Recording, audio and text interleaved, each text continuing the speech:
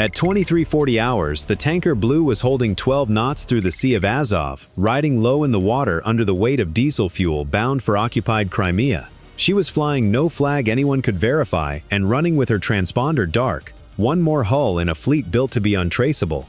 Her cargo alone was worth pushing Russian armor another few hundred kilometers. Another few weeks. Her crew had made this run before. They knew the patrol schedule, the radar gaps, the routine, and by now the routine had become almost comfortable, the kind of comfort that settles in after enough uneventful crossings. What they did not know was that the routine had already been broken, hours earlier, by people who had been watching this exact route for a long time, patient enough to let dozens of quiet nights pass before choosing this one. 40 kilometers north, on a stretch of Ukrainian coastline that gave nothing away in daylight, the first FP-2 aerial drones came off their launch rails just after 2300 hours. Small, fixed-wing, cheap enough to lose a dozen of them and still call the night a win. Each one carried a warhead built for exactly one job, punching through a thin steel hull and setting whatever was inside it on fire. They climbed low over the water, engines barely above a whisper at that altitude, and turned south toward a convoy that had no idea it was already the target of the largest drone operation Ukraine had run against this stretch of sea in weeks. Behind them, still tied up and waiting, sat the second wave. Sea Baby unmanned surface vessels, low, fast, and nearly invisible against the chop of open water at night. Their job was not to hunt tankers directly, not yet. Their job was to wait for the tankers to run, because a fleeing ship makes a far easier target than one still holding formation. The convoy Russia had assembled that night was not small. Multiple Shadow Fleet tankers, moving in loose order, spread across several kilometers of open water, escorted by whatever Russia could spare this far from the main front. Most of these ships carried no naval protection at all, only the assumption that darkness, distance, and a dead transponder were protection enough. That assumption had held for months. It was about to stop holding. And Russia had learned, after weeks of losing vessels to exactly this kind of raid, that the answer was electronic warfare. Somewhere on the convoy's escort, a jamming suite lit up the moment its operators caught the first faint radio signature of incoming drones. GPS spoofing, signal noise, everything the system had. On paper, this should have been enough to blind a formation of small, GPS-dependent drones and send them scattering into the water long before they reached a target. It was not enough. The FP-2s Ukraine sent that night were not flying on GPS alone. Each one carried backup guidance, an inertial system that held a heading even with satellite navigation stripped away entirely, corrected in the final approach by an operator watching through the drone's own camera. Russian jamming pushed a handful off course, sending them drifting wide of the formation and out over open water, where they would eventually run out of fuel and drop harmlessly into the sea. It did not stop the formation. For the jamming crew on the convoy's escort, this was the worst kind of failure, the kind that looks like success on their own screens. Every drone their equipment pushed off its GPS track registered as a disruption, a win, a target denied. What their instruments could not show them was that most of the formation had simply stopped listening to GPS the moment the noise started, and kept flying anyway. Most of the drones held their lines straight through the electronic noise, and that single fact, more than any single weapon fired that night, decided how the rest of the operation would go. At 23:52 hours, Russia sent up what it had: a Ka-27 helicopter, one of the few assets in range that could actually chase a slow-moving drone formation and physically shoot it out of the sky. For a few minutes, it worked exactly the way it was supposed to. The helicopter closed on the trailing edge of the drone formation, opened fire, and brought several of them down over open water. Bright, brief flashes swallowed almost instantly by the dark. It was a real result. It was also nowhere near enough. A single helicopter has one set of eyes, one weapons load, and a fuel clock running the entire time it is airborne. Against a formation numbering in the dozens, spread wide and low, the Ka-27 could only ever be in one place. Every drone it chased down was one it caught. Every drone it did not reach kept flying. Within minutes, the crew made the call no one on that convoy wanted to hear over the radio. The threat was too dispersed, the fuel window too tight, the risk of the aircraft itself becoming a target too real. Chasing scattered drones across kilometers of dark water burns fuel fast, and a helicopter that runs its tanks dry over open sea does not get a second chance. The Ka-27 broke off and turned back toward land, and with that single decision, Whatever chance the convoy had of stopping this in the air went with it. The drones that were left, the vast majority of the formation Ukraine had sent out that night, kept closing. And close, at this range, only meant one thing. The first FP2 found its tanker just before midnight. The impact was almost anticlimactic. A dull crack against a hull built for cargo, not combat, followed a heartbeat later by fire. Diesel does not explode the way people expect. It burns, slow and hot and stubborn, climbing the superstructure in sheets of orange that turned the whole side of the ship into a beacon. And that beacon did something Ukraine's operators had planned for from the start. It lit up the water around it, and every other tanker running dark, every hull that had spent the whole night relying on the cover of no lights and no transponder, was now sitting in a pool of firelight that made it visible from kilometers out. The drones behind the first one did not need to search anymore. They needed to choose. Over the next several minutes, more FP2s found their marks. Not every hit was fatal to a ship, not every strike found fuel or cargo, but the pattern held.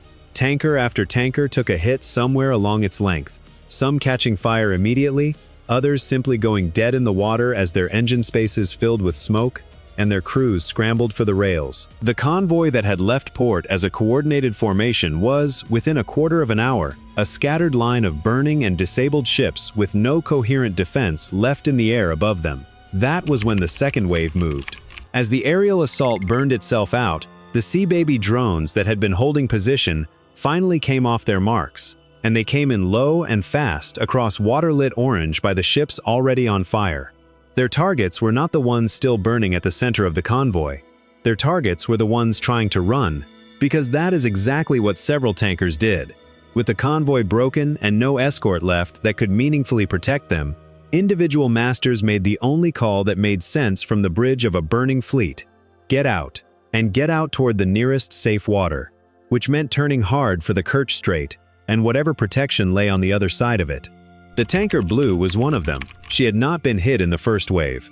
Her cargo of diesel was intact, her hull undamaged, and for a few minutes, it looked like she might simply outrun the entire engagement, slipping past the burning convoy behind her and making the strait before anything caught up. Her master pushed her engines as hard as they would go, holding a straight course for the Narrows, calculating, correctly, that speed and a head start were the only cards left to play. She had distance, she had speed. What she did not have was the one thing that mattered most in open water at night. Nowhere left to hide once the drones hunting her adjusted course to match hers, guided in by operators who had been tracking her heading from the moment she broke from the burning convoy. 2 Sea Baby drones locked onto her wake and closed the gap in a matter of minutes. Unlike the aerial drones, these rode the surface, nearly impossible to spot against the dark water until they were already close. And by the time anyone on Blue's bridge understood what was closing on their stern, there was very little left to do about it. The first drone struck her hull below the waterline, the second followed within seconds, widening the breach the first had already opened.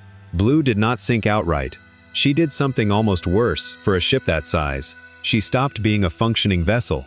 Power failed. Fire took hold somewhere in her lower decks and refused to be put out by whatever her crew could throw at it. She sat there, heavily listing, burning, still afloat, but finished as anything capable of reaching Crimea that night or any night soon after. One of the larger, more valuable hulls in that convoy, reduced in the space of about 90 seconds to a wreck under tow, if she could even be towed at all. By the time the sun came up over the Sea of Azov, the arithmetic of the night was written in smoke on the water. Multiple tankers damaged or disabled. One of the convoy's largest vessels burning and immobile just short of the strait she had been racing toward.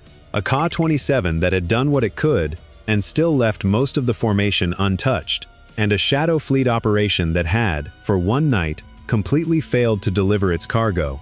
Russia's response came within hours, and it told its own story. The Kerch Strait was temporarily closed to shipping, not because of direct damage to the strait itself, but because nothing moving through it that week could be guaranteed a safe crossing. Tanker operators, many of them running vessels with murky ownership and even murkier insurance, began pulling back from the Sea of Azov entirely rather than risk the same fate as Blue. For a route that had been quietly, reliably feeding fuel into occupied Crimea for months, that hesitation mattered more than any single ship lost. None of the technology involved in this operation was expensive by military standards. The FP-2 drones cost a fraction of the fuel they were sent to destroy. The Sea Baby vessels cost less than the smallest of the tankers they hunted.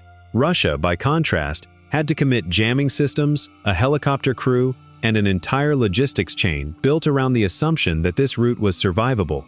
It was not on this night, and the disparity between what Ukraine spent to prove that and what Russia lost proving the opposite is the actual story here, more than any single fire on any single hull. The damage from a night like this does not stay contained to one convoy or one stretch of water. First, Russia loses tankers it cannot easily replace. The Shadow Fleet exists precisely because ordinary, insured, above-board vessels will not run this route under sanctions, which means every hull lost here has to be replaced with another aging ship of uncertain ownership and even less certain seaworthiness.